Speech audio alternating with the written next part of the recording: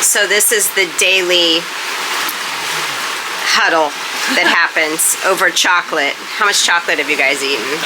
Not enough. This is like our secret stash. It's not so secret. It's got like 45. That's the open stash. Yeah. You have the secret stash. Yeah, I have like more hidden. You're not releasing. So explain the process, Stephane. You download the files. Oh, so here's the way it works. With Starlink, I do a refresh. When it goes online, I get very excited. I go to forecast, squid, download the European model, US model. Which we've named. Yes, so the red one, the European model is Antonio. Yeah. The US model, here the pink one is Brittany. Okay. So I download those, I do the routing, so, and then I give the throne to Dam Anderson, and then we sit and then think. Okay. And I watch.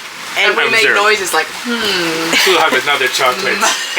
So this happens every day around the time Starlink goes on, which we've named Dottie because she takes her time. And while I'm uploading videos, these guys are humming and hawing over weather models. indeed. Yeah. All together. Welcome to our All Together Passage series, a daily vlog taking you with us on our maiden voyage from France to Miami. We're on leg 2 to the Caribbean. Let's do this.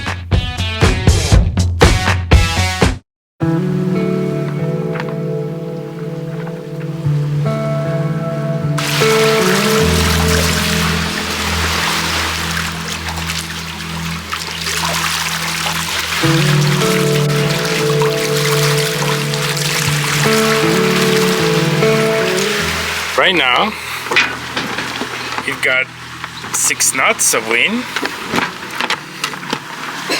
and we're doing 437, 439.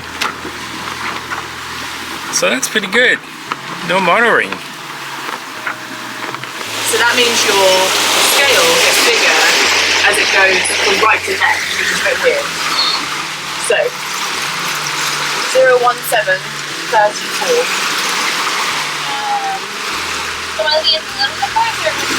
You're looking at again the minutes and the degrees. Oh, so yeah. So 017. I don't know. Okay, and then so I leave that there, and now we go to our longitude 017. So Greenwich. Moonrise, sunset. So it's 2 in the morning, but look how cool this is. 6 knots of wind and 6 knots of speed. Going almost completely in the right direction. That's pretty awesome. A boat that sails in light winds is a fast boat. You know, what always happens is when you change the sail finally, you get a massive wind shift. Why does that always happen?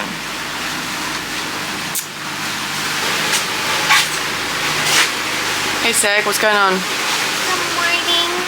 Morning. He loves her extra practice. So we did the sail, and now I'm just logging real quick.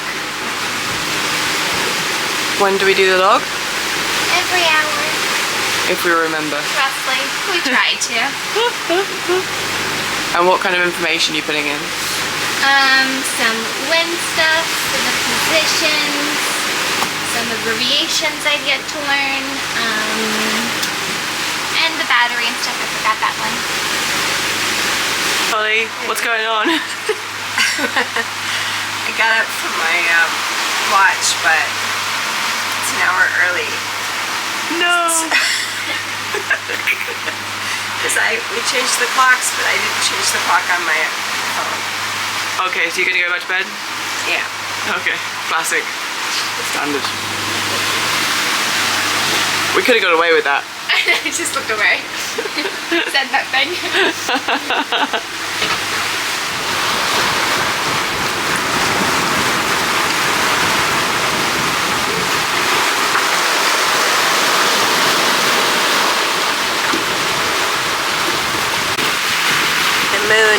so bright that it feels kind of like daylight. You can see everything. And the water is beautiful. It's just an amazing, amazing experience to sail at night. With a full moon, clear sky, stars coming out, and calm following seas.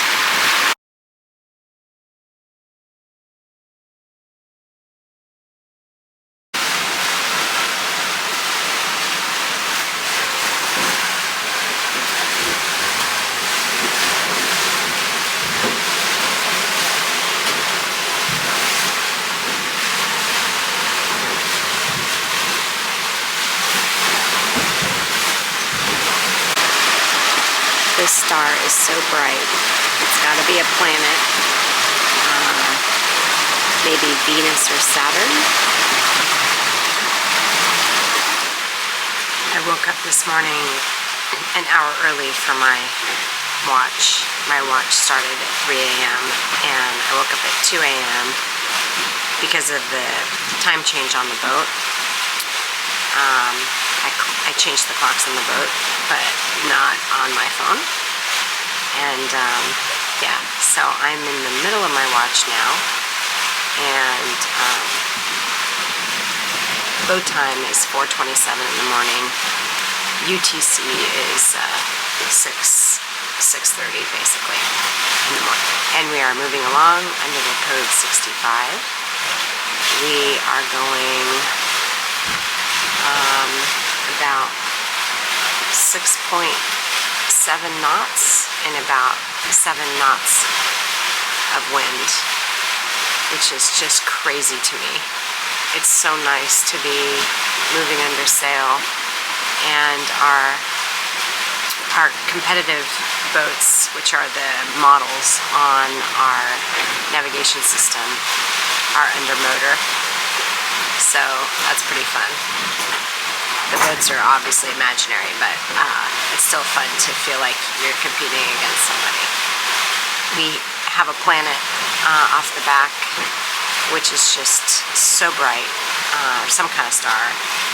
Since we only use Starlink to download weather, check in with family really quick, and upload the videos, it doesn't leave a lot of time for browsing and figuring out what things are. So appreciate your comments about that as well. A couple people made comments as to what the star was. It's also a beautiful full moon, and calm seas. It's absolutely magical. I hope some of the footage captures a sliver of what it's like. But these watches this time of day are just absolutely beautiful. Since it's a full moon out here, I'm going to try to describe what it's like, what it feels like out here. The moon is really bright and really full, and you can see the light reflecting and glittering off the water. The swell is incredibly mesmerizing to watch, and it just never ceases to amaze me how enchanting and alluring the ocean can be. It's absolutely gorgeous out here. There's a little bit of clouds. It's mostly kind of streaky clouds with a few puffy ones. I'm not a weather expert, but that's beautiful. The other thing we have going on in the background is this star or planet, and it's beautiful as well. You get little gifts like this. You can see the sky and some pretty amazing things out on the ocean without any distraction. The breeze is cool but not cold, and I want to say maybe just a few degrees from lukewarm, whatever that would be. It's not at all cold.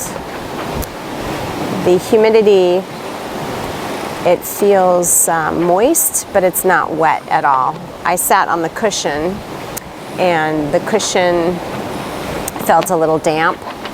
There's no water feeling under my feet on the deck yet. So it's not crazy wet out here in terms of the humidity.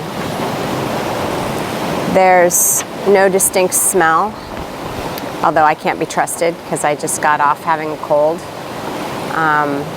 But normally you can kind of smell the salt water, certainly when you get near the ocean, but I think you just lose your senses because you get used to it. It's absolutely mesmerizing is the word that comes to mind. It's nights like these that absolutely make it incredibly worth it, and can sort of also just clear your mind and give you a much bigger perspective on life, I think. Beautiful, gorgeous night. We're our true wind speed right now, I'm looking at the gauges, is about 8 knots. And we're sailing, our boat speed is 7.3, which is crazy to me. This boat loves light wind. Beautiful night.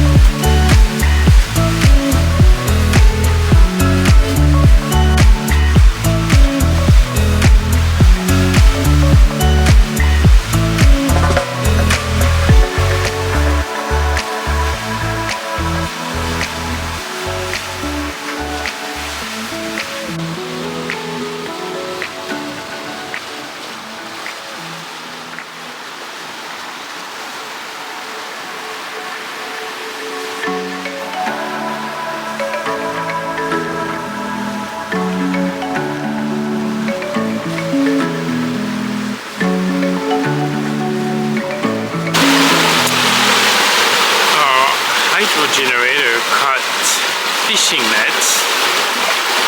It was vibrating, so now I have to lift it up, clear that up and put it back.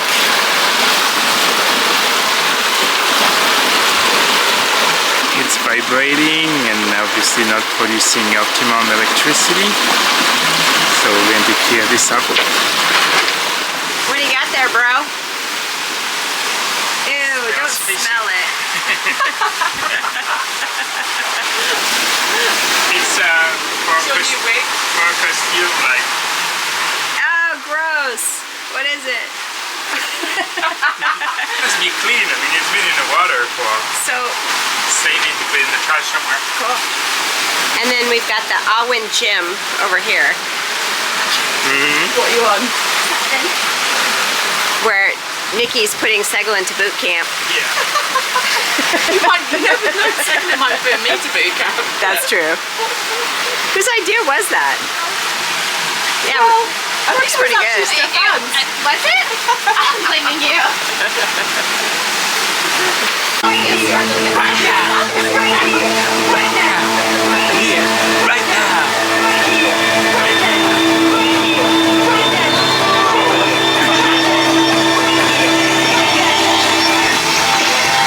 What's funny is we're all watching her do it.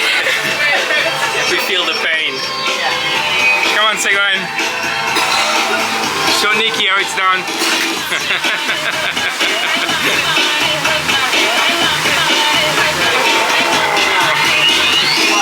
I just don't like to bulk up.